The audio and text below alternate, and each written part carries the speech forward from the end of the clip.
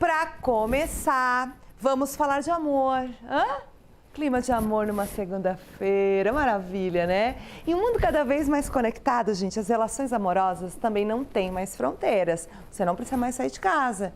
A internet ali te ajuda, dá um empurrãozinho, né? Mas depois precisa, né? O que antes se surgiu no mesmo círculo social, né? Hoje pode vir do outro lado do mundo. Com isso, o número de casamentos entre pessoas de nacionalidades diferentes também cresceu. E isso refletiu no aumento no número de pedidos de cidadania por casamento, que é quando uma pessoa entra com um pedido para ter a mesma nacionalidade do cônjuge. Em um mundo cada vez mais conectado, as relações amorosas também não têm mais fronteiras. O que antes surgia do mesmo círculo social, hoje pode vir do outro lado do mundo.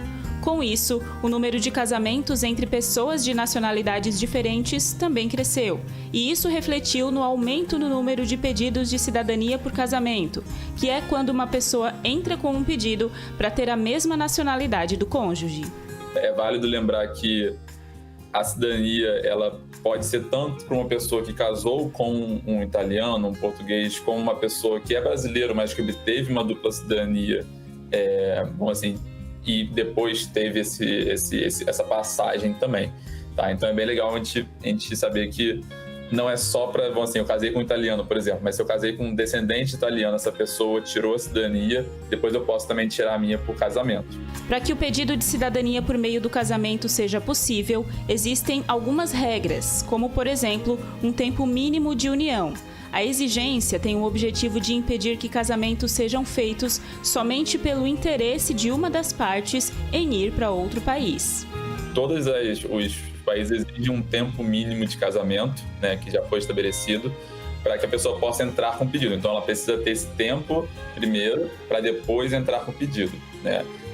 Muitas vezes também existem leis em que, se a pessoa tiver um filho em comum no casamento, né, esse tempo diminui.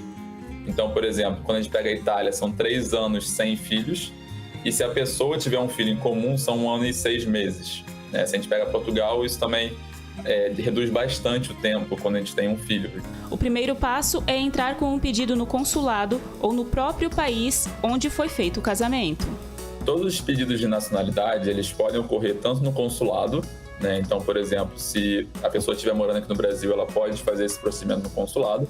É claro que os consulados geralmente têm filas, né? E tem uma burocracia, né, de tempo por conta do excesso de pedidos que existem, né? Mas então, não tem nada de errado em fazer pelo consulado. E, na maioria das vezes, também pode fazer diretamente no país, né, de origem que teve o casamento. A maioria dos países também exige que a pessoa que está solicitando a cidadania tenha uma noção mínima do idioma. Para isso, é aplicada a prova de proeficiência. Em muitos casos, não ter uma noção mínima de como se comunicar pode ser um empecilho para que o processo seja aprovado. Uma grande parte dos países tem testes de proficiência de língua para cidadania por casamento, tá? Isso é bem comum.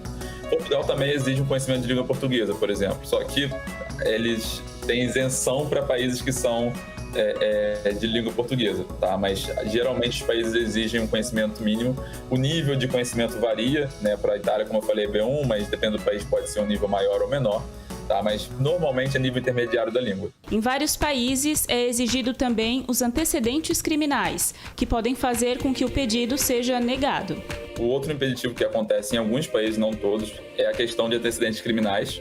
Tá? Então, por exemplo, em Portugal, há uma consulta a antecedentes criminais brasileiros e de qualquer outro país que você visitou. Então, por exemplo, quando você vai tirar a cidadania por matrimônio, eles podem vir a negar. Caso você tenha cometido algum tipo de crime, dependendo do tipo de crime, eles podem negar. A Itália também está com um projeto de lei para ter algumas limitações quanto a isso. Uma outra dúvida frequente é em casos de união estável. Na maioria dos países, esse tipo de contrato entre o casal não é válido para quem quer pedir pela cidadania nessa modalidade. Então, aqui no Brasil, meio que casamento, união estável é tratado da mesma forma, de uma forma geral. Mas isso não é a mesma regra em todos os países. Por exemplo, a Itália não reconhece a união estável. Então a pessoa tem que casar, esperar o tempo e depois pedir a cidadania. O tempo para finalizar todo o processo varia de acordo com cada caso. Depende da nacionalidade, né? Se a gente pega, por exemplo, a Itália, Isso no consulado pode demorar 3, 4 anos, mais ou menos, enquanto se a pessoa faz diretamente na Itália, isso pode demorar 1, 2 anos, então depende um pouco da forma que a pessoa estiver tirando.